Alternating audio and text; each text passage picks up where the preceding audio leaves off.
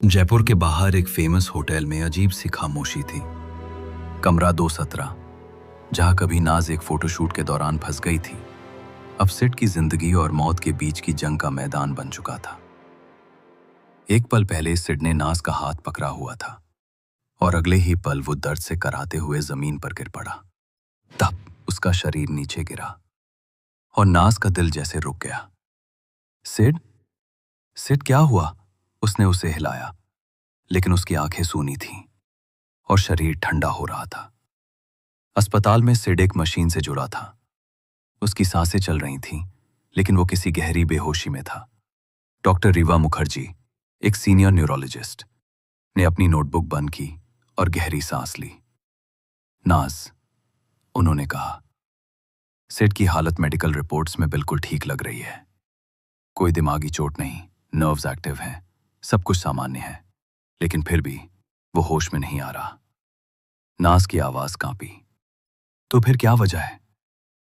Doctor रेवा कुछ पल चुप रहीं, फिर धीरे से बोली, मैं ये बात किसी और को नहीं कहती, लेकिन तुमसे छुपा नहीं सकती।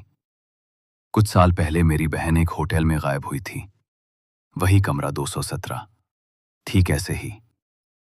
और जब मैंने उसकी केस फाइल दोबारा देखी, तो बहुत कुछ सिड के केस से मेल खा रहा था। क्या मतलब? नाज ने चौंक कर पूछा। उस समय मेडिकल साइंस ने जवाब छोड़ दिए थे, रेवा बोली। तब मैंने जबरन उन फाइलों को क्लोज करवाया, लेकिन उसके बाद मैंने साइकोलॉजी, पैरानॉर्मल साइंस और पुरानी कहानियों पर रिसर्च शुरू की, चुपचाप, किसी को नहीं बताया। नाज की आंखें बड़ी हो गईं। तो आप कह रही हैं कि सिड के साथ कुछ अजीब हो सकता है?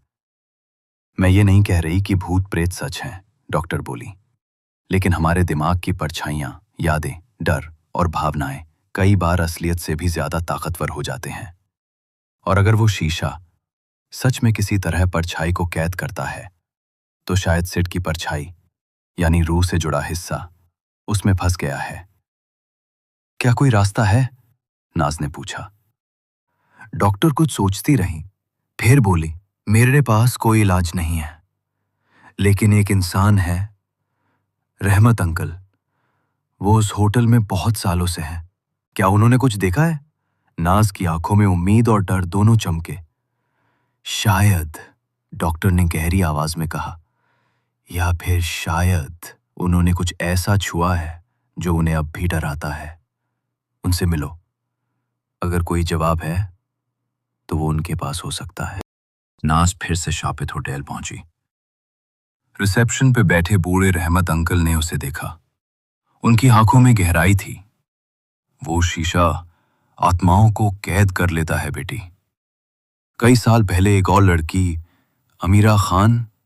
रहमत अंकल की आवाज धीमी हो गई, मानो कोई पुरानी टीस फिर से जाग उठी हो। अमीरा खान, वही कमरा, वही शीशा और वही सन्नाटा। नाज ने घबरा कर पूछा, क्या हुआ था अमीरा के साथ? रहमत अंकल ने धीरे धीरे सिर उठाया। अमीरा बहुत खुश मिजाज लड़की थी, फैशन फोटोग्राफर थी। एक शूट के लिए आई थी यहां, कमरा 217 में, लेकिन उसी रात उसके साथ कुछ हुआ, कुछ ऐसा जिसे शब्दों में कहना मुश्किल है। क्या वो भी कोमा में चली गई थी? नहीं। उन्होंने गहरी सांस ली। वो अगले दिन गायब हो गई। दरवाजा अंदर से बंद था, शीशा टूटा हुआ था, लेकिन कमरा खाली था। सीसीटीवी में कुछ नहीं दिखा। पुलिस ने बहुत तलाश की, लेकिन ना अमीरा मिली, ना उसका कैमरा। बस शीशे पर एक अजीब छाया उभर आई थी। नाज की रूह कांप उठी।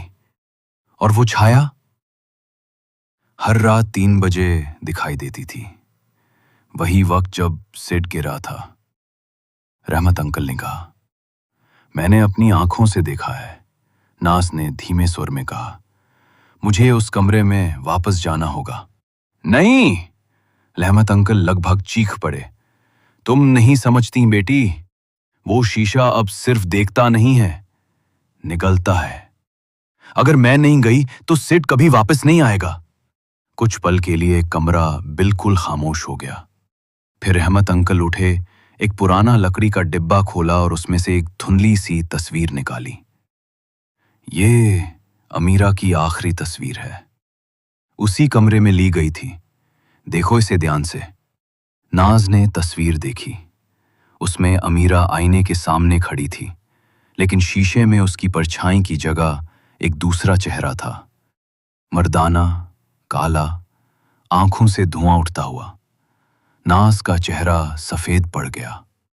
ये क्या है? कहा जाता है, रहमत अंकल फुसफुसाए, कि वो रूह किसी जमाने में एक दरबारी था, विकृत। उसे जिंदा जलाया गया था इसी जमीन पर।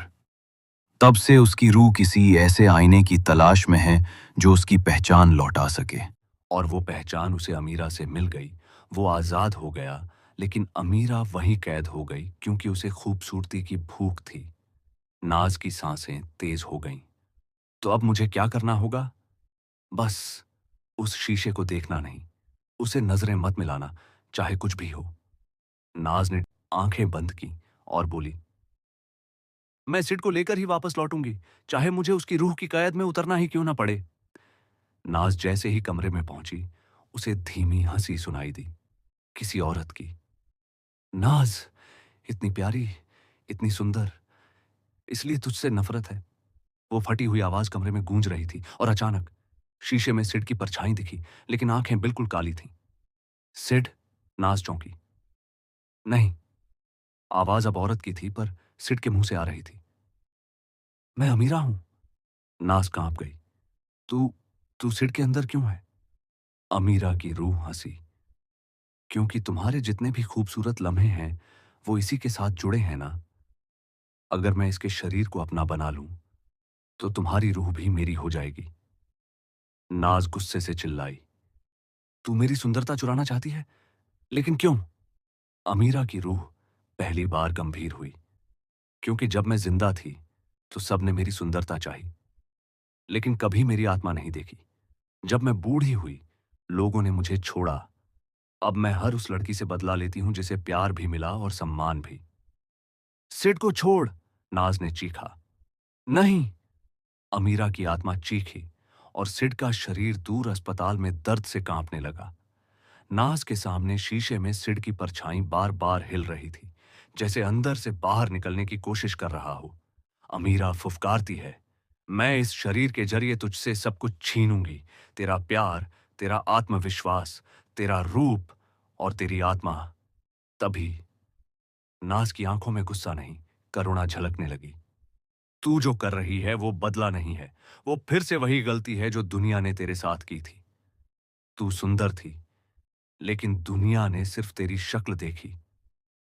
अब तू भी वही कर रही है, दूसरों की शक्लें चुराकर जीना चाहती है। अमीरा की आत्मा कुछ पल के लिए कांप गई। तू क्या जानती है दर्द क्या होता है? अमीरा फुफकारी। नाज ने हाथ आगे बढ़ाया। मैं जानती हूं, लेकिन मैं उसका इस्तेमाल किसी को तबाह करने में नहीं करूंगी, बल्कि तुझे मुक्ति देने में करूंगी। तभी नाज ने अपने गले से वो काला तावीज निकाला। ये तावीज उस पुल को काट सकता है जिससे तू सिड की आत्मा से जुड़ी है, लेकिन एक बार ये इस्तेमाल हुआ तो मैं तुझे कभी पूरी तरह खत्म नहीं कर सकूंगी। बस तुझे अपनी पीड़ा में लौटा पाऊंगी। अमीरा चीखी। नहीं, अमीरा की रूह ने गुस्से में पूछा, ये तावीज कहां से मिला तुझे? नाज ने सीधा जवाब दिया, रिवा ने दिया, मेरी बहन ने। अमीरा चौंकी। झूठ, मेरी बहन ऐसा नहीं कर सकती। नाज ने शांत स्वर में कहा, वो बिल्कुल कर सकती है। वो अब डॉक्टर है और सिड का इलाज वही कर रही है। उसने तुम्हारे केस पर बहुत रिसर्च की है। उसे पता था कि तुम्हें कैसे रोका जा सकता है, और उसने मुझे ये तावीज इसलिए दिया ताकि मैं तुझे आजाद कर सकूं। अगर तूने ये किया तो मैं फिर अकेली रह जाऊंगी। अधूरी। नाज चिल्लाई। तो अधूरा रहे, लेकिन किसी और की जिंदगी पूरी मत छीन। और उसने तावीज शीशे पर फेंका। एक जोर का धमाका हुआ। शीशा चटक गया, तावीज चिंगारी बन गया और सिड की परछाई हवा में उठी। अमीरा चीखती रही। नहीं। सिड की परछाई तेजी से बाहर निकली और जैसे ही उसने कमरे से बाहर कदम रखा, कमरा 217 की दीवारें खुद ब खुद दरकने लगीं। अस्पताल में सिड के शरीर ने एक लंबी सांस ली। उसके हाथ हिले, उसकी आंखें खुली। डॉक्टर्स दंग थे। नाज, उसने बुदबुदाया। कमरा 217। अब वहां कुछ नहीं था, बस एक पुराना टूटा हुआ शीशा और अमीरा की धीमी सी फुसफुसाहट। काश किसी ने मुझे भी वैसे देखा होता जैसे तूने सिड को देखा। नाज ने दीवार की ओर देखा, जहां अब सिर्फ सन्नाटा था। 1 महीने बाद नाज और सिड अस्पताल से बाहर एक पार्क में बैठे थे, सादगी भरे चेहरों के साथ, मगर आंखों में सुकून। अमीरा की आत्मा अब मुक्त थी। सिड और नाज का प्यार पहले से भी गहरा हो गया था।